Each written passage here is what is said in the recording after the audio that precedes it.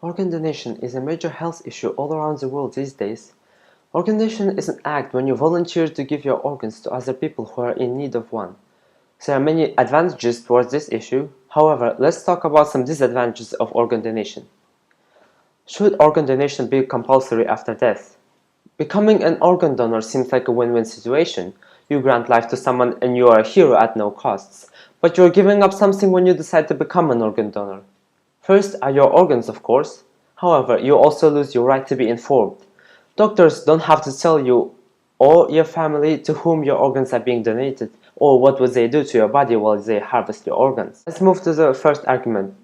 Some of the organ donations are done when the person is declared brain dead. They are the most suitable for organ donation since their heart keeps beating if you connect them to the respirator, which keeps the organs fresh.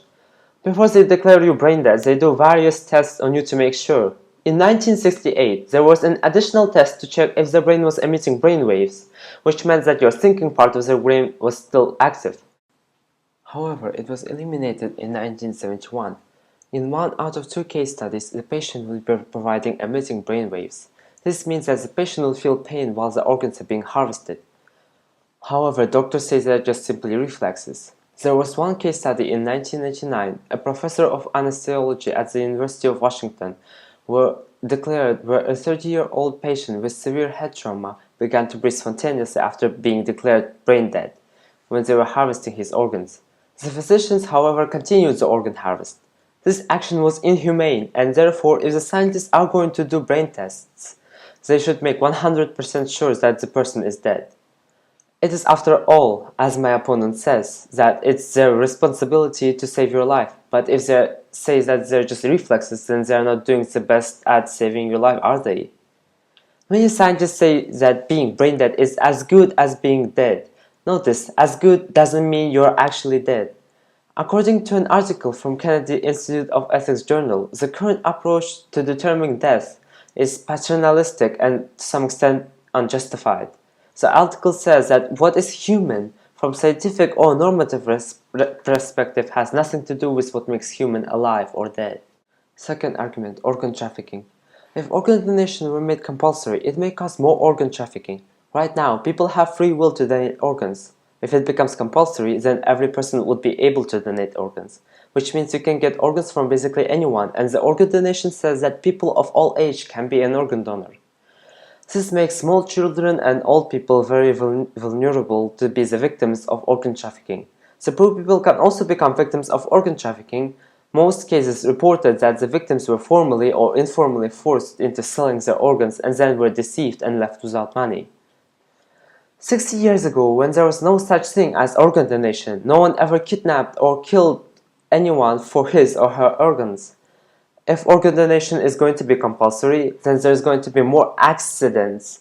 People would be unintentionally committing murder just so that the other person can get their organs. Also, the surgeries are very difficult. Finding organs are a far greater challenge. Despite that, 79 people in the US get organs each day, according to Manzano, who wrote the article about organ trafficking. In 2013, 28,954 people get organ transplants, and 14,257 donated them. Unless the donor donated 2 or more organs, the possibility is that the others got their organs illegally. Here's why the organ trafficking is an issue. Organ trafficking can involve lots and lots of people, which means tracing organs is difficult. There is little application of organ trafficking laws. Status of the people who are involved in the trafficking, for example, surgeons perform illegal organ transplants knowing that they would get only caught if their colleagues report them. Those who purchase the organ would likely give false information and say that their family member donated the organ.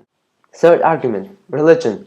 Almost 80% of Americans believe in Christianity. And that might be why there are not many organ donations in USA. People believe that you need your whole body for resurrection. And as my opponent stated, that your resurrected body is different from your earthly body. But the fact that Jesus was resurrected in his crucified body makes sense that you are still returning to your old body. To further prove my argument, Jesus' resurrected body had scars on from crucifixion. Organ donation is also not supported in other major religions such as Islam, Buddhism, and Judaism. In conclusion, I think that organ donation should not be compulsory, as it is not clearly justified when the person can be declared dead to be able to give the organs. It leads to organ trafficking, which is already a serious problem these days, and imagine what would happen in the future if it was made compulsory. It is against some beliefs that people have about the afterlife, and it is very inhumane and unethical to benefit from the other person's death.